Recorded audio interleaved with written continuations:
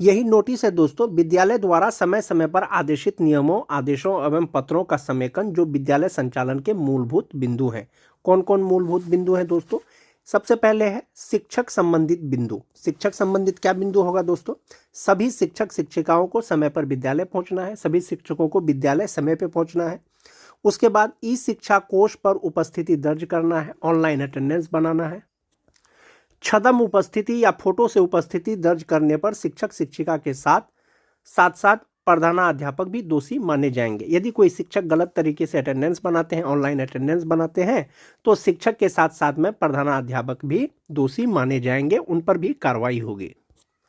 उसके बाद है दोस्तों बिना अवकाश स्वीकृत कराए विद्यालय से अनुपस्थित नहीं होंगे। कोई भी शिक्षक बिना अवकाश को स्वीकृत कराए बिना स्कूल से अनुपस्थित नहीं होंगे। प्रभारी प्रधानाध्यापक द्वारा अवकाश स्वीकृत करने में परहेज नहीं किया जाएगा, यानी कोई भी प्रधानाध्यापक दोस्तों अवकाश को स्वीकृत करने में आनाकानी नहीं करेंगे, लेकिन एक समय में अधिकतम 10% से ज़्यादा शिक्षकों को अवकाश नहीं दिया जा सकेगा। अवकाश स्वीकृत करने में प्रधानाध्यापक आनाकानी नहीं करेंगे, लेकिन एक साथ में 10% से ज़्यादा शिक्षकों को अवकाश नहीं दिया जा सकेगा। अवकाश स्वीकृति में ध्यान रखा जाएगा कि शिक्षक के अवकाश में जाने से पठन पाठन बाधित नहीं होना चाहिए। यदि शिक्षक अवकाश में जा रहे हैं उनके वजह से पठन पाठन बाधित नहीं होना चाहिए। उसके बाद है दोस्तों विद्यालय में पदस्थापित शिक्षक एवं शिक्षकेतर कर्मी विद्यालय कार्यालय अवधि में गरिमा युक्त औपचारिक परिधान में ही विद्यालय में आएंगे, जीन्स टी शर्ट में नहीं आएंगे। यानी शिक्षक दोस्तों गरिमा युक्त औपचारिक मतलब ड्रेस में आएंगे, जीन्स टी शर्ट पहन के नहीं आएंगे। बैंक से वेतन निकालने के लिए शिक्षक शिक्षिका विद्यालय अवधि में बाहर नहीं जाएंगे। उसके बाद है दोस्तों शिक्षक शिक्षिका अपने समस्याओं के लिए जिला कार्यालय में नहीं आएंगे। कोई भी समस्या लेकर के दोस्तों शिक्षक शिक्षिका को जिला कार्यालय नहीं जाना है, वे अपने समस्याओं से संबंधित आवेदन अपने प्रखंड शिक्षा कार्यालय में समर्पित करेंगे, जिस पर संबंधित प्रखंड शिक्षा पदाधिकारी समस्या का समाधान करेंगे। यदि आवश्यकता हो तो उसको जिला कार्यालय में अग्रेषित करेंगे, जिसका समाधान जिला कार्यालय से किया जाएगा। किसी भी शिक्षक को कोई परेशानी हो, कोई दिक्कत हो, वो जिला कार्यालय नहीं जाएंगे, वो आवेदन अपने बीआरसी में देंगे और प्रखंड शिक्षा पदाधिकारी उसके समस्या का समाधान करेंगे। यदि उनसे समस्या का समाधान नहीं होगा तो उसको वो अग्रेषित करेंगे जिला, और जिला कार्यालय के द्वारा उनके समस्या का समाधान किया जाएगा। उसके बाद है दोस्तों कि प्रत्येक माह के 25 तारीख तक विद्यालय में पदस्थापित शिक्षक शिक्षिकाओं कर्मियों एवं आधार ऑपरेटर सहित सभी का उपस्थिति विवरणी कार्यालय को उपलब्ध करा दिया जाए। यानी 25 तारीख तक हर हाल में सभी पदस्थापित शिक्षक शिक्षिकाओं का अब्सेंटी कार्यालय में दे देना है, ताकि ससमय वेतन भुगतान किया जा सके। विलंब से गलत या अधूरा उपस्थिति विवरणी उपलब्ध कराने के लिए संबंधित प्रधानाध्यापक जिम्मेवार होंगे। समय से यदि अब्सेंटी जमा नहीं होगा, गलत अब्सेंटी जमा होगा, अधूरा उपस्थिति जमा होगा, तो ऐसी स्थिति में प्रधानाध्यापक जिम्मेवार होंगे। उसके बाद है दोस्तों विद्यालय परिसर की व्यवस्था। विद्यालय परिसर की व्यवस्था कैसी रखा जाए दोस्तों? विद्यालय अवधि में किसी भी वर्ग कक्ष या भवन में तालाबंद नहीं होना चाहिए। किसी भी कक्षा में तालाबंद नहीं होना चाहिए। अनुपयोगी यानी जो सामान का उपयोग नहीं होता हो, सामग्री को विद्यालय शिक्षा समिति के सहयोग से नीलामी कर दिया जाए। प्रधानाध्यापक कक्ष व्यवस्थित एवं सुसज्जित हो, इसमें सभी शिक्षकों का प्रोफाइल फ्लैक्स पर प्रदर्शित की जाए। यानी प्रधानाध्यापक का जो कक्ष है दोस्तों वो व्यवस्थित हो और सुसज्जित हो, और उसमें शिक्षकों का प्रोफाइल फ्लैक्स रहना अनिवार्य है दोस्तों। विद्यालय में अनावश्यक पाठ्य पुस्तकें नहीं होना चाहिए। जिन बच्चों के पास पुस्तक नहीं है उन्हें उपलब्ध करा दिया जाए। अवशेष या अधिक पुस्तक अपने प्रखंड संसाधन केंद्र को उपलब्ध करा दिया जाए। यानी अनावश्यक पुस्तक स्कूल में नहीं रहना चाहिए। जो बच्चे को किताब नहीं मिला है उसको दे देना चाहिए। यदि उसको देने के बाद भी बच जाता है तो उसको प्रखंड संसाधन केंद्र में जमा कर देना है। उसके बाद है दोस्तों स्वास्थ्य विभाग द्वारा उपलब्ध कराई गई विभिन्न दवा जैसे कि आयरन की गोली, अल्बेंडाजोल आदि को निर्धारित समय पर एक्सपायरी डेट देखकर ही बच्चों को दवा दी जाए।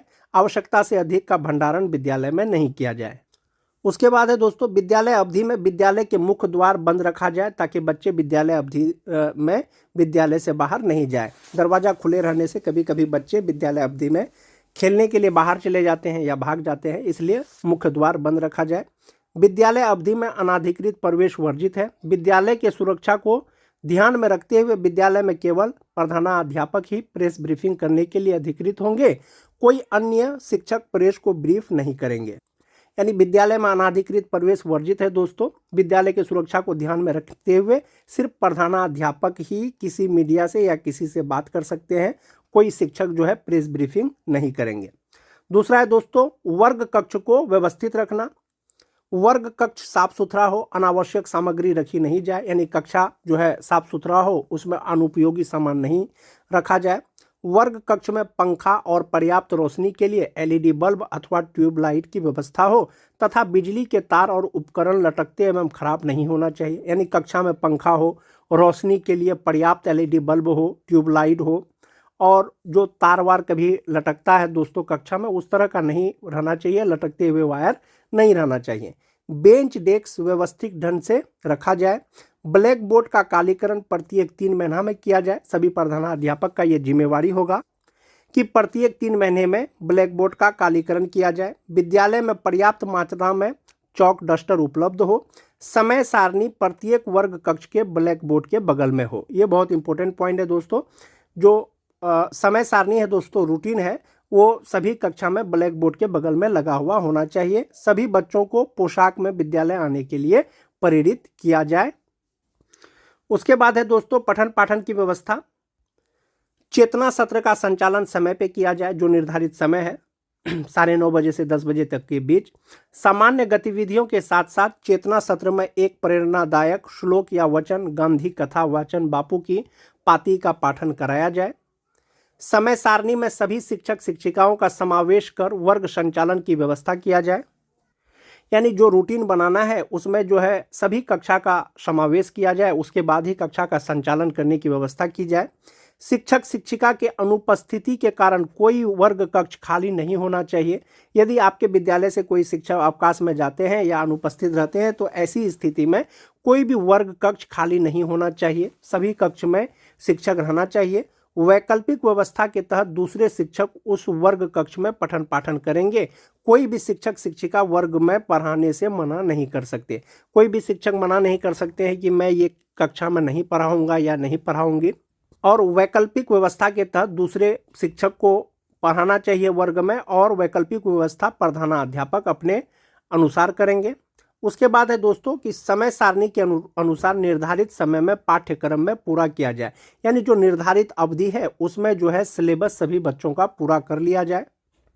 उसके बाद है दोस्तों सभी शिक्षक शिक्षिकाओं के द्वारा पाठ टीका लिखा जाए। यानी लेसन प्लान सभी शिक्षक शिक्षिकाओं द्वारा बनाया जाए एवं पाठ टीका के अनुसार वर्ग का संचालन किया जाए तथा प्रत्येक शनिवार को प्रत्येक शिक्षक शिक्षिकाओं के पाठ टीका का प्रधानाध्यापक प्रभारी प्रधानाध्यापक द्वारा प्रति हस्ताक्षरित किया जाए।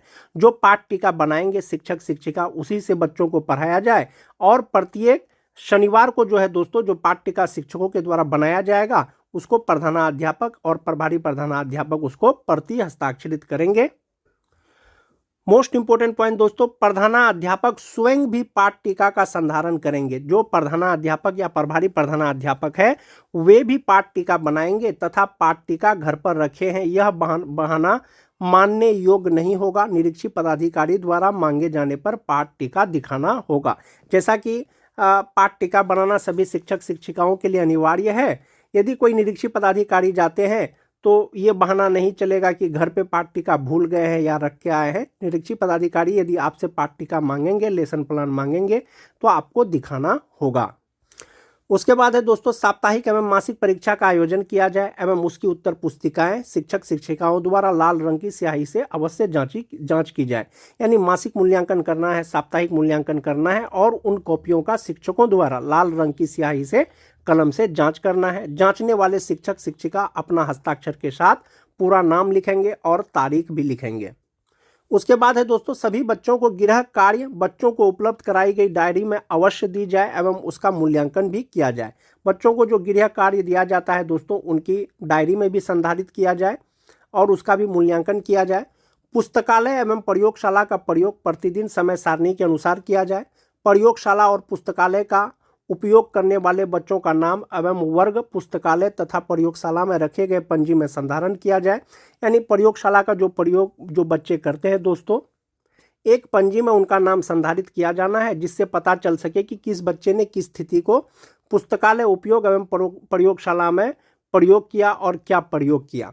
उसके बाद है दोस्तों, सुरक्षित शनिवार का आयोजन विधिवत ढंग से किया जाए। जैसा कि आप सभी जानते हैं, बिहार के सभी सरकारी विद्यालयों में सेफ सैटरडे प्रोग्राम चलता है। उसके तहत जो है सुरक्षित शनिवार का आयोजन विधिवत ढंग से कराया जाना है।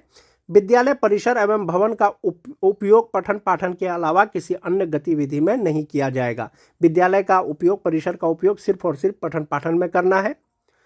उसके बाद है दोस्तों, प्रतिदिन संबंधित वर्ग शिक्षक शिक्षिका द्वारा FLN किट एवं LEP किट का प्रयोग किया जाएगा। जो FLN किट विभाग के द्वारा दिया गया है उसका प्रयोग किया जाना है शिक्षकों के द्वारा। दोनों किट किसी भी परिस्थिति में बक्से में बंद नहीं होना चाहिए। प्रायः देखा जाता है कि FLN किट जो है वो किसी विद्यालय में बंद रहता है, प्रयोग नहीं होता, लेकिन उसका प्रयोग हमेशा किया जाना है। यदि ऐसा पाया जाता है तो संबंधित प्रधानाध्यापक के साथ साथ शिक्षक शिक्षिका भी दोषी होंगे। यदि ये निरीक्षण के क्रम में देखा जाएगा कि FLN किट का प्रयोग नहीं हो रहा है या बक्से में बंद है, तो ऐसी स्थिति में प्रधानाध्यापक के साथ साथ शिक्षक भी दोषी होंगे। विद्यालय में अध्ययनरत बच्चों में वर्ग सापेक्ष शिक्षा एवं गुणवत्ता उपलब्ध कराने की जिम्मेवारी वर्ग शिक्षक शिक्षिका के साथ साथ प्रधानाध्यापक का भी होगा। ICT लैब का उपयोग बच्चों द्वारा नियमित रूप से किया जाए। जैसा कि ICT लैब सरकार के द्वारा खोला गया है स्कूलों में और बच्चों के द्वारा उसका नियमित प्रयोग कराया जाना है। उपयोग करने वाले बच्चों का उपयोग तिथि के अनुसार पंजी संधारित किया जाए। यानी ICT लैब का जो प्रयोग करेंगे बच्चे, उसके लिए भी एक पंजी संधारित करना है। स्मार्ट क्लास व्यवस्थित एवं सुसज्जित होना चाहिए तथा उसका उपयोग प्रतिदिन होना चाहिए। खेल सामग्री अलमारी या बक्से में बंद नहीं होना चाहिए, उसका उपयोग प्रतिदिन बच्चों द्वारा किया जाना चाहिए। उसके बाद है दोस्तों, PM पोषण योजना संचालित विद्यालयों में मेन्यू के अनुसार किया जाए। भोजन बनाने से पूर्व रसोई घर, भंडार घर के साथ साथ रसोई को भी निजी स्वच्छता पर ध्यान दिया जाए। मोस्ट इंपोर्टेंट पॉइंट दोस्तों, भोजन कराते समय बच्चों को जमीन पर ना बैठाया जाए, दरी पर बैठा करके बच्चों को भोजन कराया जाए और शुक्रवार को या रविवार को बच्चों को मौसमी फल और अंडा दिया जाए। अभिलेख की व्यवस्था दोस्तों, प्रधानाध्यापक टेबल पर अनावश्यक अभिलेख जैसे पंजी एवं किताबें नहीं रखा जाए। प्रधानाध्यापक का जो टेबल है उसमें अनुपयोगी सामान या अनावश्यक पंजी नहीं रखा हुआ होना चाहिए। विद्यालय शिक्षा समिति की बैठक प्रति माह कराई जाए एवं विद्यालय प्रबंधन समिति का बैठक प्रति 3 माह पर एक बार अवश्य कराई जाए तथा उसकी कार्यावली विधिवत ढंग से संधारित किया जाए। यानी कि जो VSS का बैठक है दोस्तों, वो प्रत्येक महीना कराना है। उसके बाद अभिभावक बैठक प्रत्येक माह के प्रथम अथवा अंतिम सप्ताह में निश्चित रूप से की जाए एवं उसकी कार्यवली विधिवत ढंग से संधारित किया जाए। यानी अभिभावक बैठक दोस्तों प्रत्येक माह के प्रथम सप्ताह या अंतिम सप्ताह में अवश्य कराया जाना है। JBS खाता विपत्र एवं अभिसरव लेजर भंडार पंजी, PPA निर्गत पंजी तथा ड्राइंग लिमिट प्राप्ति पंजी का संधारण अचूक रूप से किया जाएगा। उसके बाद है दोस्तों, विद्यालय के खाते का पासबुक को प्रति माह अपडेट कराया जाए। कैशबुक का लेखन प्रति माह किया जाए। विद्यालय अवधि में विद्यालय से संबंधित अभिलेख विद्यालय में उपलब्ध रहेंगे, उसको बाहर लेकर के नहीं जाना है। उसके बाद है दोस्तों, विद्यालय में किए गए सभी प्रकार के व्यय का लेखा जोखा रखने की जिम्मेवारी संबंधित विद्यालय प्रधान या लिपिक की होगी। निरीक्षी पदाधिकारी द्वारा निरीक्षण के दौरान अभिलेख मांगने पर उसे उपलब्ध कराना प्रधानाध्यापक की जिम्मेवारी होगी। उसके बाद है दोस्तों, साफ सफाई से संबंधित दिशा निर्देश। विभाग द्वारा चयनित एजेंसी से शौचालय एवं विद्यालय परिसर की साफ सफाई अचूक रूप से कराई जाए। शौचालय उपयोग हेतु कर्मियों के साथ साथ सफाई के सामग्रियों का पूर्ति संबंधित एजेंसी के द्वारा कराया जाता है।